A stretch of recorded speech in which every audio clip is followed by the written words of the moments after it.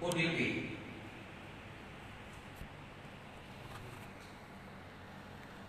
SR yang berumur 57 tahun ini adalah ASN dari institusi di Surabaya. Saat ini beliau SR sedang dirawat di RSUD Dr. Haryono. Itu tambahan informasi untuk perubahan data terkait dengan penanganan virus corona di Kabupaten Lumajang, mulai dari ODP, PDP dan yang positif. Itu yang bisa saya sampaikan pada malam hari ini. Secara teknis nanti akan dilanjutkan jawaban-jawaban terkait dengan kondisi pasien, kondisi yang positif akan dijawab oleh Dr. Bayu. Terima kasih. Ada yang mau ditanyakan sebelum Dr. Bayu menjelaskan terkait dengan pasien? Ada yang penjelasan?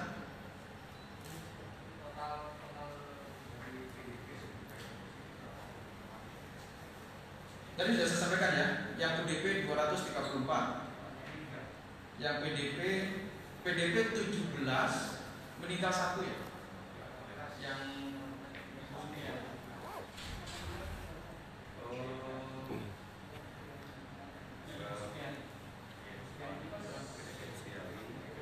ya, yang Ibu Supiani itu. Oke, ini biar dijelaskan.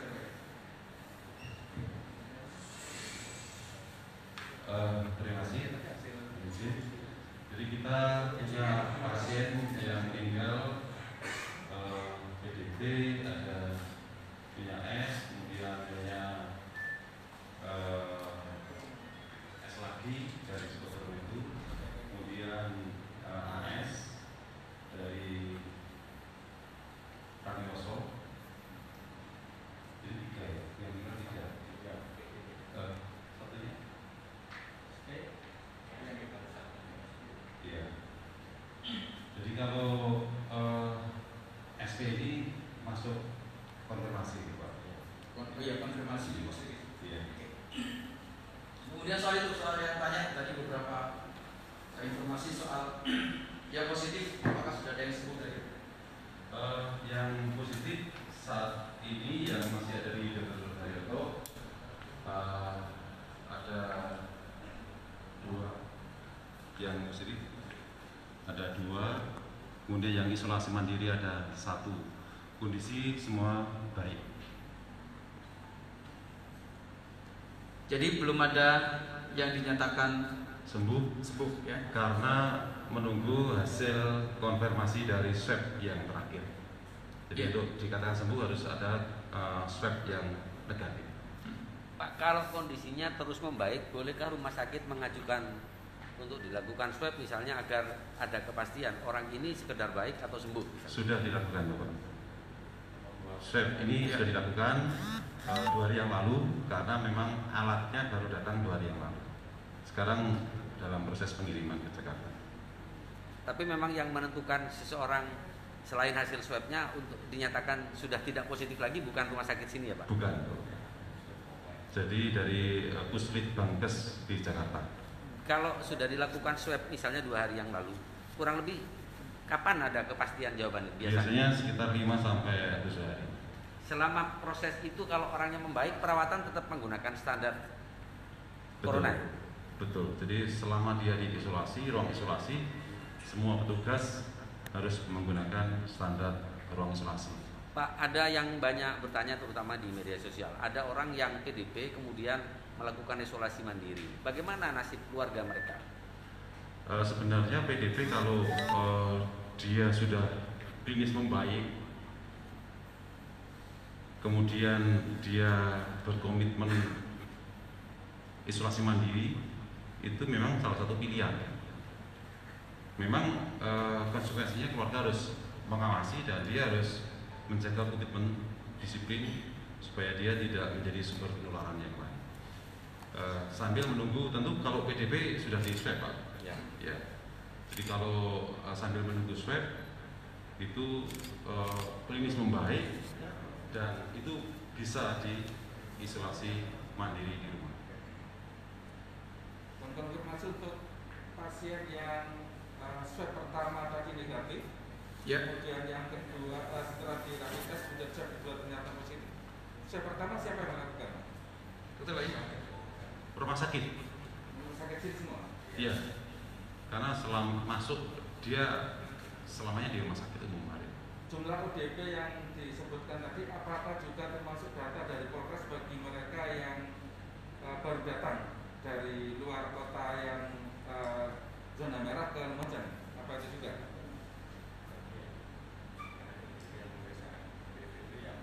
Jadi pasien ODP itu adalah pasien yang sementara ini dari zona merah kemudian masuk ke kita ataupun dari kita Pak. Sekarang Lumajang juga merupakan zona merah, jadi bukan hanya di luar kota, kita pun menjadi zona merah. Kriterianya bergeser, dia kontak dengan pasien yang terkonfirmasi positif, itu sekarang menjadi acuan kita. Jadi kriteria ODP kemudian itu kalau dulu kan ada namanya ODR, sekarang sudah nggak ada gitu ya. Jadi kita bergerak ke ODP dan OTG, orang tanpa gejala.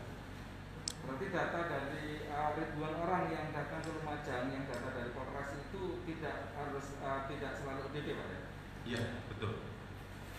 Tapi dia sesungguhnya ODR ya, kalau dulu ODR ya. Dulu ODR. Kalau dulu ODR, orang dalam resiko. Tapi begini, protokolernya adalah yang datang dari luar, harapan kita nanti akan ada pemantauan bersama di tingkat RT, RW dan desa untuk harusnya melaporkan dan akan ada petugas kesehatan yang akan melakukan pemeriksaan atau pilihannya adalah dia dengan sukarela datang ke puskesmas meminta diperiksa karena telah datang dari luar kota atau telah datang dari sekian waktu berada di luar daerah. Itu ininya protokolernya yang seharusnya dilakukan. Maaf, ini data hanya dari isu Pak di masyarakat. Ada berkembang bahwa ada PDP itu yang saat ini bekerja di pom bensin, katanya informasinya begitu, tetapi mereka masih tetap bekerja, katanya begitu, tapi tidak disebutkan pom bensin mana. Mohon konfirmasi. Jadi mohon izin menjawab. Jadi pasien yang dimaksud sekarang posisinya di Rumah Sakit Dr. Haryoto. Iya, sekarang sudah dirawat mulai kemarin kalau salah. Terus bagaimana dengan pom bensinnya? Apakah sudah dilakukan penyemprotan desinfektan dengan teman-teman yang lainnya juga? Dalam pertimbangan nanti kami lakukan karena penentuan baru kemarin Pak. Jadi kita lakukan pemeriksaan, akhirnya berkembang menjadi dulunya ODP, kemudian berkembang menjadi PDP. Terima kasih. Ya. Ya.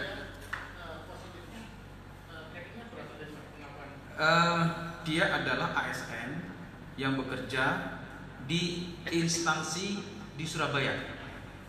Jadi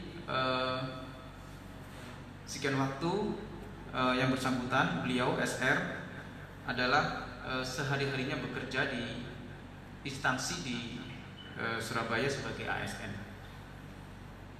Dia terjadi positifnya apa dari luar? Nah, ketika masuk tidak, dia bekerja di Surabaya sebagai ASN aktif. Keluarganya di Lumajang dan saat pulang di Lumajang ada gejala sakit ya. Kemudian masuk rumah sakit tanggal 1 April dan ketika dilakukan pemeriksaan sebelumnya rapid test dinyatakan positif dan kemudian di swab dan hasilnya positif.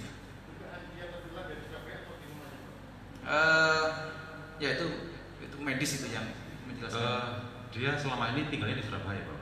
Dari kemungkinan ya di Surabaya. Jadi datang ke sini dalam posisi sakit. Ya, datang dalam kondisi sudah panas. Pak, satu lagi Pak. Kemarin itu sempat ada dalam konferensi pers yang lalu bahwa tenaga medis pun sudah mulai kekurangan APD dan lain sebagainya. Belakangan kan mulai muncul bantuan-bantuan. Seperti apa kondisi kesiapan rumah sakit sekarang ketika bicara soal ADP-nya? Apa ADP-nya saja? Ya.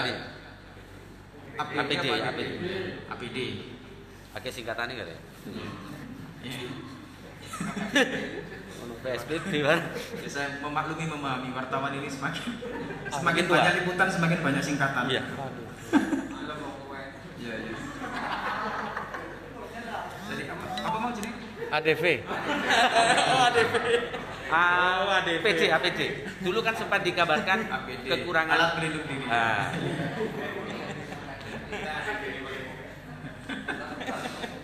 Ya, yang alat pelindung diri APD sampai saat ini kita masih tersedia. Soal kebutuhan kurang iya, karena sekian waktu kita berkejaran dengan penanganan dan ODP dan PDP yang masuk ke kita, apalagi saat ini malam ini juga positifnya juga terus cenderung bertambah, artinya penanganannya juga semakin bertambah. Apalagi beberapa APD yang ada di rumah sakit maupun puskesmas ada yang sekali pakai. Jadi begitu setelah dipakai ya dibuang. Jadi tentu kalau bicara kebutuhan ya masih butuh, dan tentu kita akan terus berusaha menyediakan seluruh APD yang dibutuhkan oleh tenaga medis. Tapi saat ini kita masih tersedia untuk APD dalam penanganan pasien yang berkenaan dengan virus corona. Kita juga terima kasih kepada beberapa masyarakat, komunitas yang membantu pemerintah dengan melakukan urunan, patungan, dan uangnya hasilnya digunakan untuk beli bahan dan diantar ke tukang jahit rumahan yang ada di Lumajang ini. Dibuatlah APD yang standar dan itu sekarang dipakai oleh teman-teman tenaga medis. Ada tambahan? Terima kasih. Jadi atas bantuan banyak kelompok yang disampaikan oleh Bapak tadi, untuk beberapa minggu ke depan kita masih aman. Selain pengadaan kita juga sebagian sudah datang, kemudian dari bantuan dari pusat, provinsi juga sudah datang. Namun petugas juga di puskesmas karena semakin banyak mendatang dan klasifikasinya ODP, sehingga petugas juga harus melayani dengan standar.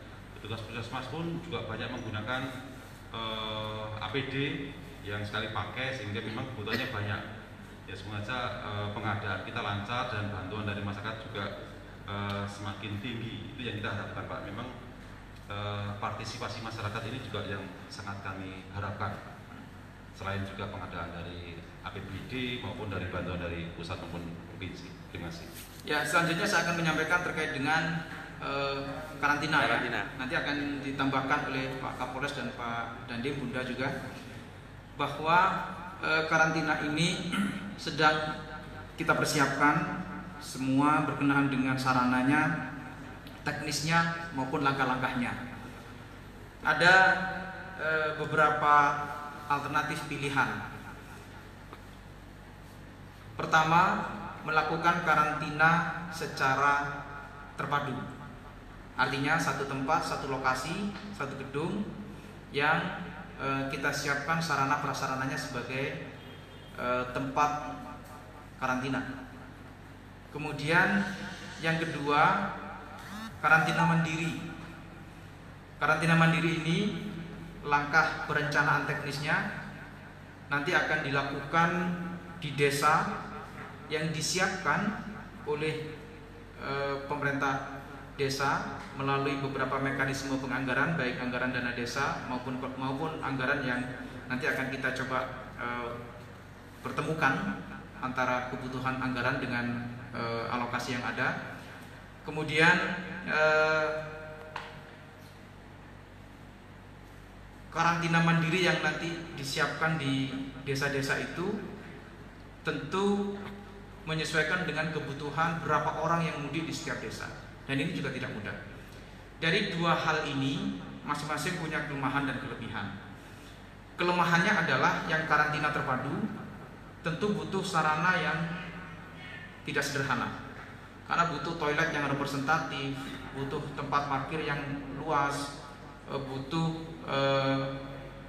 ruang-ruang yang terpisah antara satu dengan yang lain, butuh tempat untuk stok makanan dan dapur yang harus juga dipersiapkan untuk konsumsi makanan semua yang terkarantina. Kemudian problemnya adalah kalau yang mudik atau yang datang dari luar kota, luar daerah yang masuk ke Lumajang tidak terkontrol atau ribuan, maka ini akan jadi hal yang harus secara teknis perlu diantisipasi. Karena tidak mudah mengurus dengan ribuan banyak orang dengan seluruh model orang yang tentu berbeda-beda. Nah, itu kelemahan kelebihannya. Tapi memang bahwa karantina yang terpadu ini bisa memastikan bahwa orang ini tidak kemana-mana. Oke. Yang kedua yang terkait dengan karantina mandiri di desa-desa. Karantina mandiri yang di desa-desa ini bisa jadi akan ada loss control terkait dengan apakah orang yang datang yang mudik dari luar kota ini betul-betul mengisolasi diri atau tidak, atau mengkarantina diri atau tidak. Apakah keluarganya juga tidak mendatangi dia sebagai tamu yang dari luar daerah?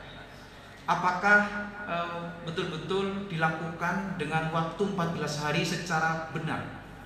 Apakah keluarganya, sekitarnya, perangkat desa, RT, RW juga menyadari bahwa ini bisa dengan segala risiko? Nah, semua ada kurang lebihnya. Ada juga pilihan yang ketiga, mengkolaborasikan antara karantina terpadu dengan karantina mandiri di desa.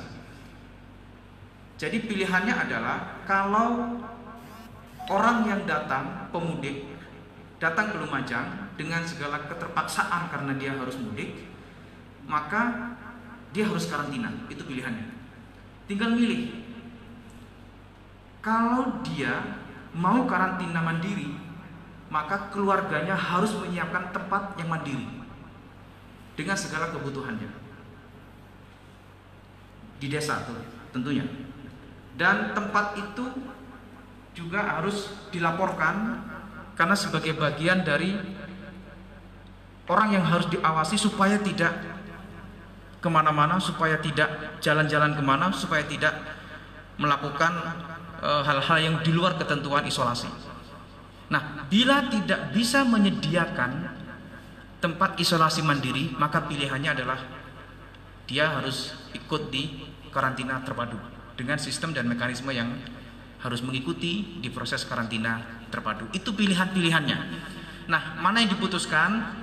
Tentu saya dengan Pak Kapolres, Pak Dandim, Ibu Wabub juga akan terus mencari yang terbaik yang sekiranya meminimalisir risiko.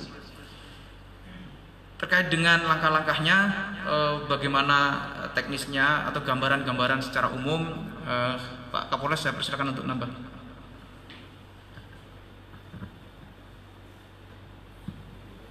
Baik, terima kasih Pak Bupati. Di sini saya tambahkan mengenai pelaksanaan karantina wilayah.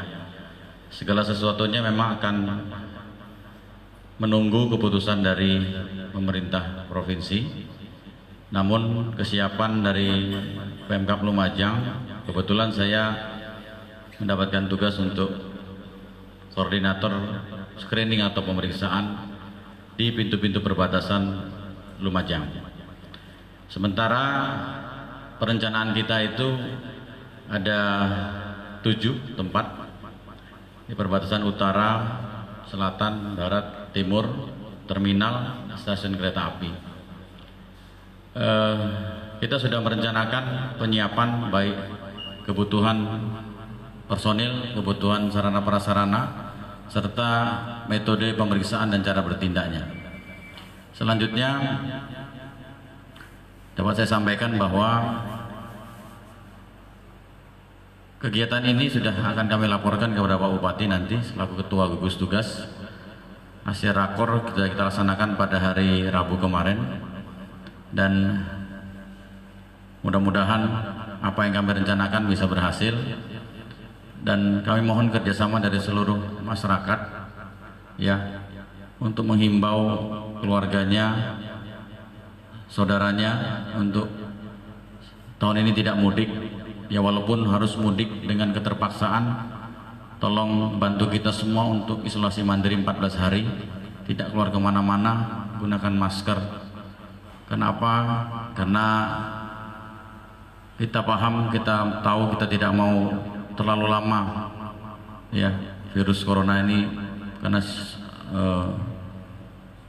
berdampak pada semua aspek kehidupan manusia. Dan yang terakhir, apabila nanti karantina diberlakukan, mohon kerjasamanya semua, apapun bentuknya, mau tingkat desa, terpadu, dan apapun itu, mohon kerjasamanya dilaksanakan.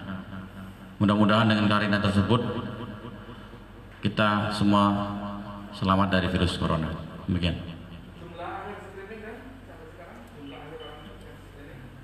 Belum dilaksanakan, Mas.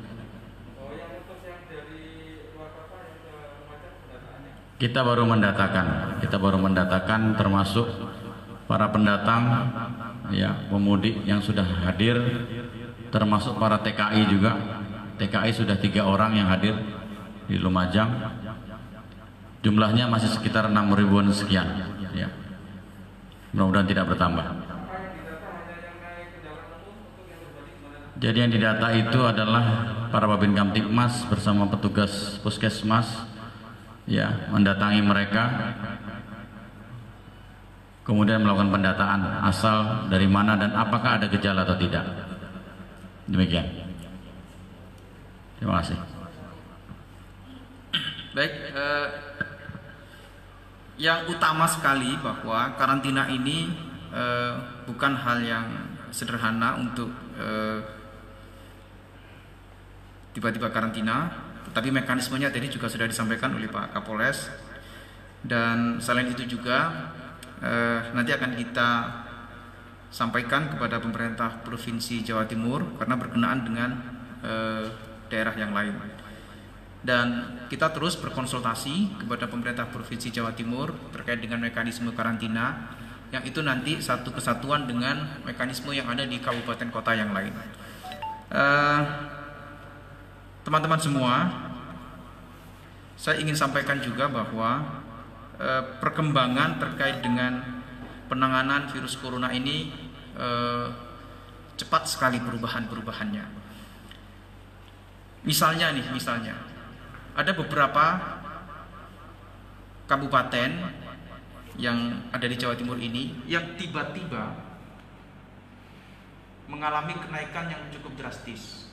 Ada yang tiba-tiba 10 positif dari 0. Nah, salah satunya karena ada kedatangan orang-orang dari luar daerah. Apalagi di Jakarta misalnya ada banyak kuliner yang berasal dari daerah. Kan ada tuh yang kuliner-kuliner yang khas, nama-namanya daerahnya ada itu.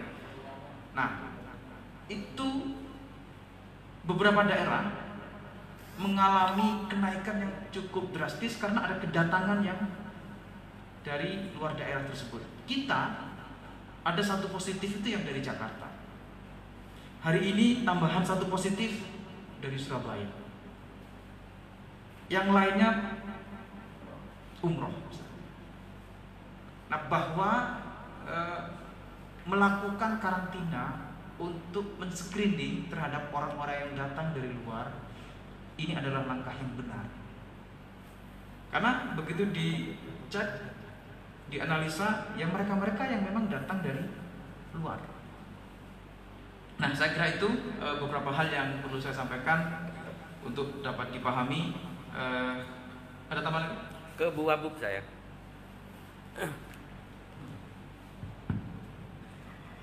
Bu, Ya.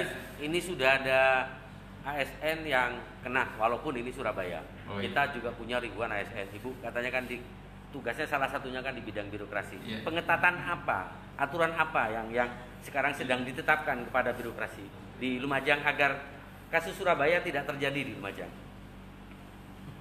Pemerintah kabupaten mulai kemarin sudah memberikan kebijakan berupa semua masyarakat Lumajang wajib menggunakan masker. Semua kantor pemerintah wajib menolak tamu yang tidak menggunakan masker, termasuk wartawan.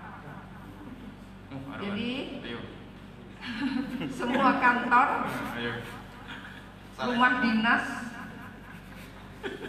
kantor pemerintah harus menolak tamu yang tidak menggunakan masker.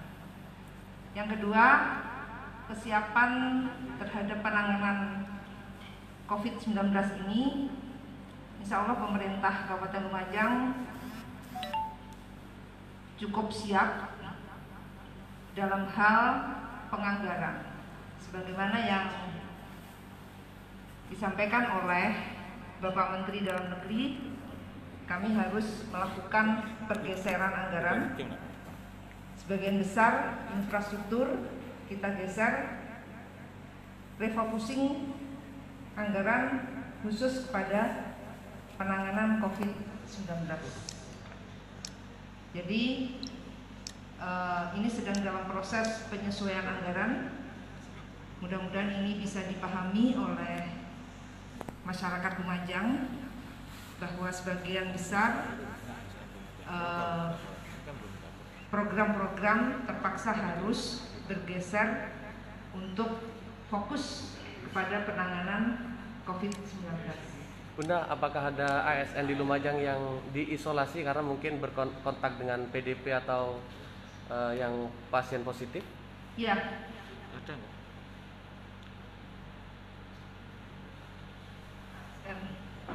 Yang PDP dari Binten. Ya, jadi ada satu ASN yang PDP. Lumajang. Dan ini ada kebijakan lagi bahwa ASN tidak boleh mudik pada saat Lebaran. Ini sudah ditegaskan oleh Presiden Bapak Insinyur Jokowi Dodo. Insinyur Joko Widodo bahwa semua ASN, pegawai pemerintah dan pegawai BUMN, TNI Polri tidak boleh mudik. Khusus untuk ASN, apabila mudik dan melanggar, maka akan dikenakan sanksi berat, termasuk yang di Lumajang. Terima kasih. Honorer termasuk. Kalau tidak nurut ya silahkan mundur. Catorik. Kita jelaskan. Jadi ASN yang Jadi yang ASN tadi ada yang PDP karena pernah melakukan kontak dengan pasien yang positif. Oke. Kemudian 3 hari dilakukan perawatan di RSUD dan sekarang isolasi mandiri di rumah karena semakin membaik. Oke. Berarti petugas rumah sakit yang dulu tuh ya? Yes, kalau usah dijelaskan.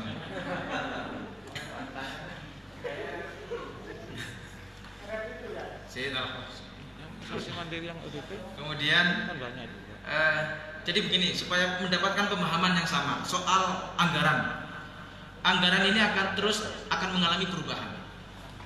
Jadi persepsinya begini, saya tidak mau persepsinya anggaran itu berubah-berubah, tambah akeh, macam-macam, tidak. Anggaran untuk penanganan corona ini langsung dalam pemantauan pemerintah pusat. Dulu kita berinisiatif untuk melakukan pergeseran hingga harapannya nanti DPAK bisa dirubah. Tetapi sekarang dilakukan pergeseran dulu dengan perubahan sebelum APBD perubahan. Awalnya kan 13 miliar. Kemudian melakukan pergeseran lagi, pembahasan lagi naik kepada 14 miliar. Nah, hari ini mulai sejak beberapa waktu lalu kita terus melakukan rapat dengan Provinsi Jawa Timur. Bahkan tadi pagi kita melakukan rapat dengan langsung Menteri Dalam Negeri, Menteri Keuangan, seluruh Menko, kemudian beberapa menteri yang menjadi bagian dari penanganan corona, mulai dari proses penganggaran, mulai dari terkait dengan dampak ekonominya. Nah, semua tadi dijelaskan dengan salah satu instruksi bahwa ya harus melakukan pergeseran anggaran, karena anggaran dari pusat juga pendapatannya menurun. Karena anggaran dari pusat pendapatannya menurun, pastinya juga dana yang dari pusat juga turun. Nah, sekarang instruksinya kita diminta untuk melakukan pergeseran, dan ini pastinya nanti hasilnya akan ada perubahan anggaran lagi.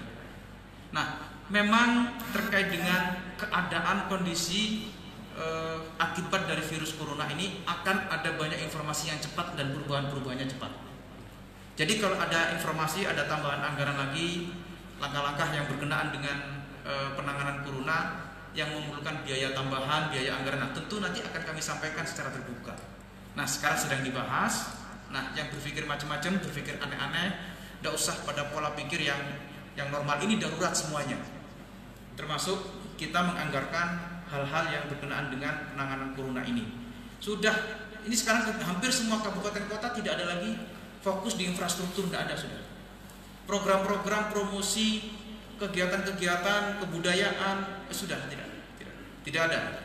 Sekarang fokusnya adalah melakukan penanganan terhadap pencegahan corona, mulai daerah, bahkan mulai desa, mulai anggaran desa, APBD kabupaten sampai di tingkat provinsi dan pusat, semua fokus penanganan corona. Saya kira itu.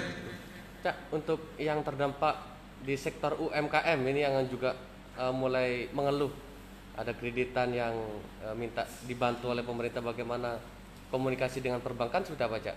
Ya, saya kira berkenaan dengan kebijakan-kebijakan nasional nanti include ya, karena OJK juga sedang melakukan langkah-langkah, dan hari ini tadi dengan rapat dengan Menteri Dalam Negeri juga salah satunya membahas terkait dengan tunggaan-tunggaan yang non perbankan umum, misalnya koperasi, misalnya BPR, Bank Perkreditan Rakyat. Nah, semua dalam kontrol untuk segera ada langkah-langkah.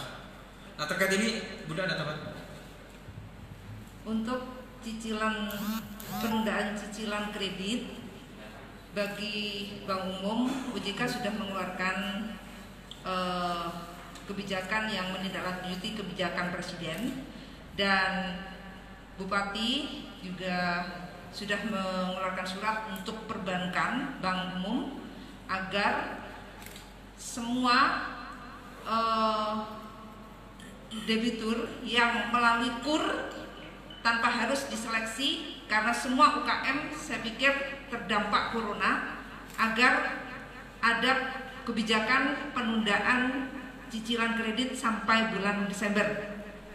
Untuk koperasi, karena itu di bawah kewenangan daerah, maka Pemkab juga mengeluarkan dalam waktu 1-2 hari ini akan dikeluarkan surat kepada seluruh pemilik koperasi agar menunda cicilan kreditnya sampai bulan Desember.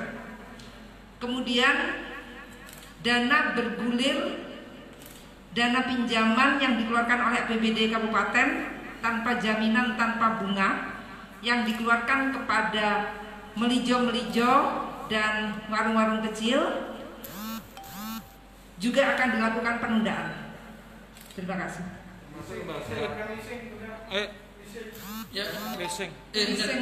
Terkait dengan leasing akan segera ada kebijakan dari pemerintah pusat soal itu. Terkait kuliah online ini banyak keluhan dari masyarakat, HP di daerah terpencil untuk anak pelajar itu agak sulit sinyalnya. Kemudian ini seperti apa pemerintah daerah kebijakan dalam belajar online. Yang kedua, PSBB ini kan udah dekat. Ini langkah dari Dispendik ini seperti apa langkah-langkahnya hingga hari ini? PSBB tidak ada lagi. Oh, tidak ada. Ujian itu. PPDB-nya. Belum. PSBB itu loh, lockdown pembatasan sosial PSBB sih ini. Udah. PPDB, ini kan mau pendaftaran. Penerimaan Pembatasan sosial. mahasiswa itu. Ya, PPDB. Online sekolah. Penerimaan mahasiswa. Iya. Sekolah. Oh, penerimaan sekolah. Iya. Oh. Belajar. Kita menunggu kebijakan Menteri Pendidikan. PSBB. Ya. PPDB. Untuk sinyal, kita akan membantu untuk penguatan sinyal di daerah-daerah yang kurang sinyal. Ya soal gini kalau gini sekarang ini keadaan darurat ya. Lek awakmu njaluk morokat besinya tapi kabar ya. Ya ndak iso saiki ya. Ini jangankan Telkom saja atau provider saja untuk misalnya minta sekarang semua sinyal kuat misalnya ya gimana kondisinya serba terbatas. Nah tentu semua langkah-langkah terkait dengan belajar online ya kita sesuaikan dengan kondisi masing-masing. Yang PSBB belum lah. PSBB biar ono pendidikan secara bangsa ono biar ono itu ono. PPDB. Iya biasa. Ya kita akan melakukan penambahan waktu hingga nanti akan ada keputusan yang secara kondisional menyesuaikan dengan seluruh pemerintahan baik di tingkat pemerintah pusat, provinsi maupun kita di kabupaten. Karena saya meyakini bahwa tidak memungkinkan sekarang apalagi kondisi yang terus semakin meningkat untuk sekolah-sekolah masuk. Saya kira itu bukan kebijakan yang hari ini terfikirkan untuk dilakukan. Terutama yang itu. Ya.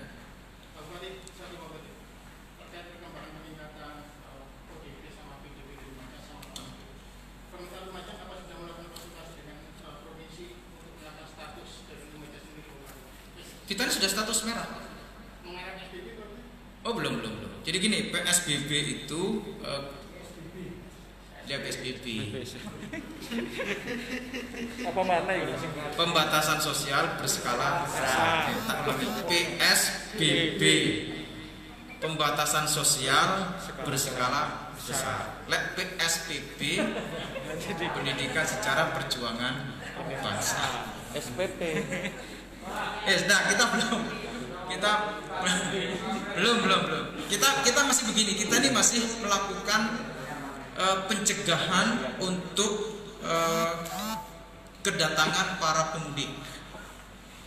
Kita sudah berulang kali menyampaikan, saya Pak Kapolres, Pak Dandim, Wabub berulang kali menyampaikan, yang di luar kota sudah jangan mudik dulu deh. Sama beratnya sama. Di daerah ini berat juga, sama-sama berat.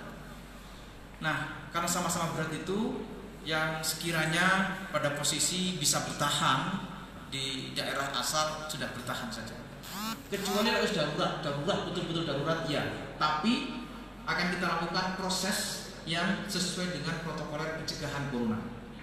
Boleh mudik dengan segala keterpaksaan, yang itu yang harus kami lakukan. Kalau ditanya sarannya apa? Jangan mudik. Wis lah, iki rumah sakit wis ini dokter kita nih dokter spesialis paru juga terbatas, perawat juga terbatas. Masa rek gak lagi perawat ini sudah ya gak boleh.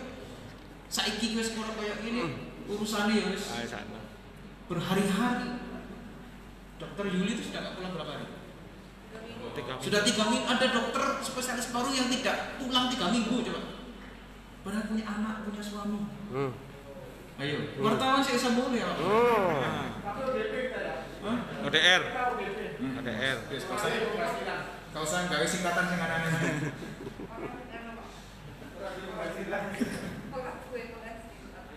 Oke, saya kira itu ya. Cukup, saya kira demikian yang bisa saya sampaikan teman-teman wartawan. Kalau lebihnya mohon maaf. Assalamualaikum warahmatullahi wabarakatuh. Itu update terkini tentang perkembangan COVID-19. Sobat Lumajang 1 tetap bergabung di lumajang1.com untuk update informasi seputar Lumajang.